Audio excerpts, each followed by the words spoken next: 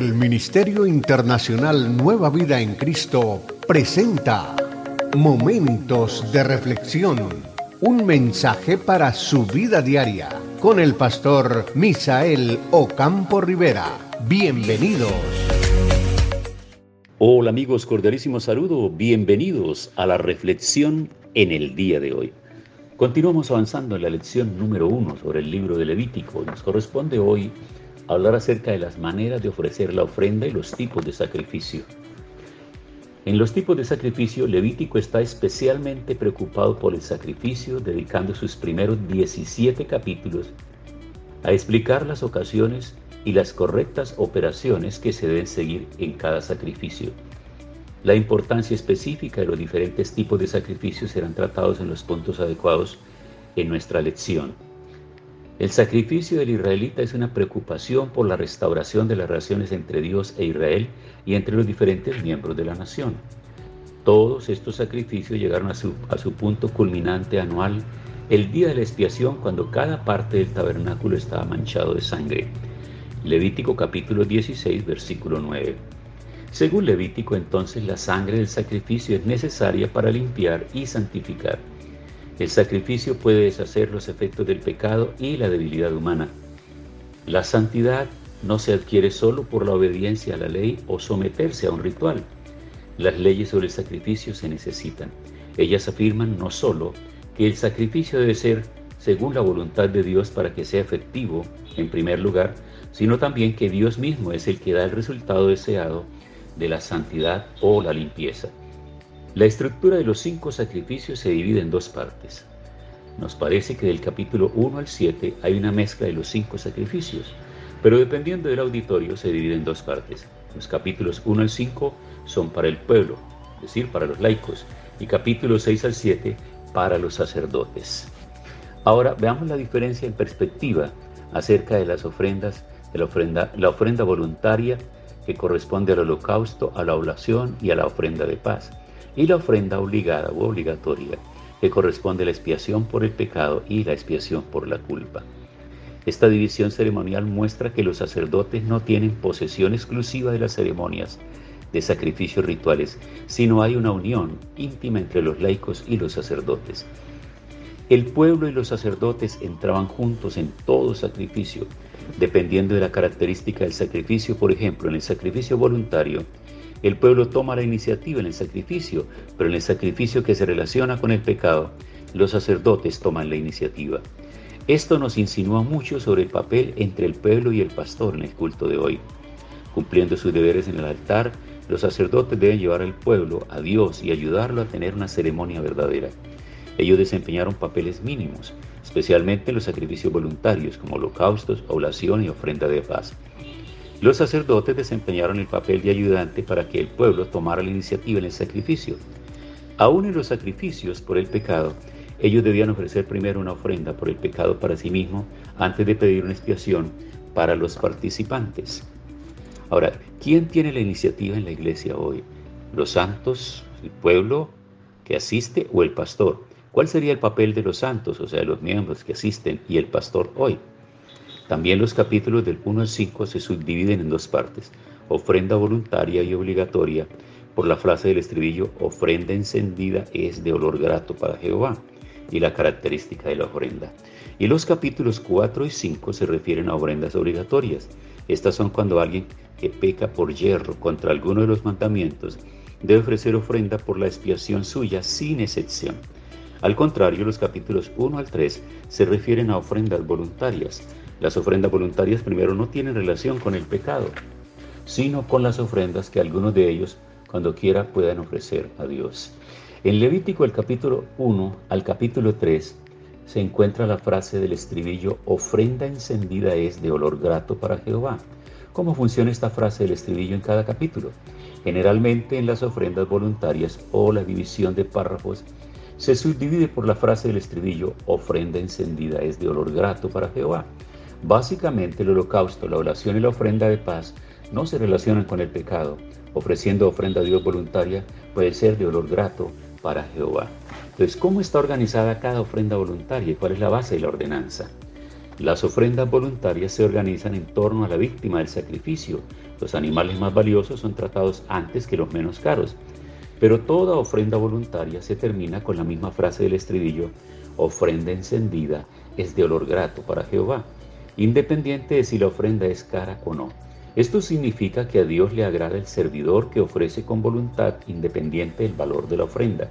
Dios abre la puerta a cualquiera que le quiere mostrar su corazón con voluntad, e igualmente recibe a cada uno que ofrece ofrenda voluntaria, independientemente del valor de la ofrenda. Ahora, ¿cómo están organizadas las ofrendas por el pecado? ¿Cuál es la base de la ordenanza? Y mientras que los sacrificios voluntarios se organizan en torno del más valioso al menos, en estos capítulos el valor del animal ocupa un lugar secundario. Aquí la distinción más importante es entre los pecados involuntarios y los pecados de omisión o pecados deliberados. También el estado de los pecadores que traen las ofrendas es importante. Cada sección principal comienza cuando alguna persona pecare por yerro en alguno de los mandamientos de Jehová, y se cierra con: así hará el sacerdote expiación por alguna persona, y obtendrán perdón o será perdonado. Pues las características de toda ofrenda obligatoria se relacionan con obtener perdón. Alguna persona que peca por yerro inevitablemente debe ofrecer ofrenda por el pecado para mantener buena relación con Dios y obtener perdón. Por eso las ofrendas que se relacionan con el pecado no pueden ser de olor grato para Jehová. Así como las ofrendas voluntarias se enfocan en el papel del participante laico, al contrario, la expiación por el pecado se divide en el orden del oficio importante y del impacto grande en la comunidad. Dios le manda mucho a aquel a quien le ha dado mucho. Cuando leemos en Lucas capítulo 12, verso 48, encontramos que dice: mas el que sin conocerla hizo cosas dignas de azotes será azotado poco, porque todo aquel a quien se haya dado mucho, mucho se le demandará, y al que mucho se le haya confiado, más se le pedirá. También toda ofrenda obligatoria no termina igual como cuando el laico ofrece ofrenda a Jehová, sino que tiene un efecto a través del ministerio de la intercesión del sacerdote en expiación con ofrenda. Esto nos muestra que el obtener perdón necesita un sacerdote perfecto y una ofrenda perfecta. En el libro de Hebreos se habla, en el capítulo 27 hasta el versículo 28, se habla de el papel que desarrolla el sacerdote y el sumo sacerdote. También en lugar de la expiación por el pecado, que se divide en el orden del oficio y del impacto. La expiación por la culpa se divide en el orden de la característica del pecado: contra Jehová, las cosas santas y los mandatos, y contra el prójimo. Levítico capítulo 6, verso 1 hasta el verso 6. Ahora podemos resumir estas características de las ofrendas de la siguiente manera. Levítico en los capítulos 1 al 7 se divide en dos partes por la perspectiva del oyente, es decir, los laicos y los sacerdotes. 5 ofrendas se subdividen en dos partes por la frase del estribillo: ofrenda voluntaria y obligatoria. La ofrenda voluntaria se subdivide según el orden del valor de la ofrenda. Dios la acepta igualmente como olor grato para Jehová, independiente del valor de la ofrenda. La ofrenda obligatoria se relaciona con el obtener perdón. La expiación por el pecado se subdivide según el orden del oficio y del impacto en la comunidad. Y la expiación por el pecado tiene un efecto a través del ministerio de la intercesión del sacerdote.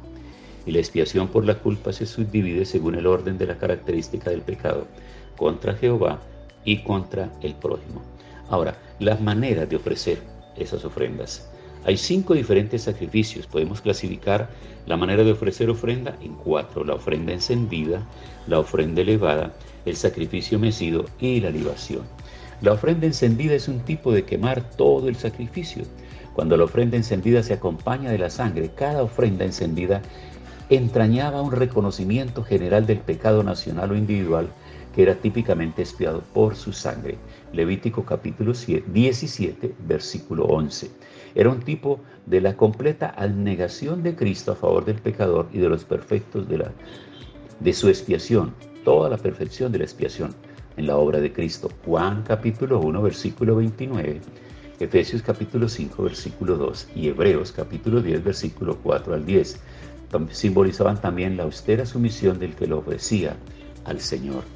La ofrenda elevada de espaldilla es una manera de alzar el sacrificio y de bajarlo una parte hacia el sacerdote. Y el sacrificio mesido es la manera sacrificadora de empujar y atraer zarandear, es decir, empujar es un acto de ofrecer a Dios y atraer significa acto de recibir de Dios. La libación es un tipo de poner una pequeña cantidad de vino o aceite en el lugar de la sangre, parte del cual tenía que ser demandada en el sacrificio u holocausto y la otra parte ofrecida a los sacerdotes. En estas libaciones de los paganos se mezclaban algunas veces sangre con el vino al hacer algún voto terrible. Eso lo encontramos en el libro de los Salmos, el capítulo 16, versículo 4. Bueno amigos, entonces en esta reflexión, ya con estas 3 reflexiones que hemos hecho, hemos abordado lo que podríamos considerar como la primera lección que estamos extrayendo nosotros del libro de Levítico.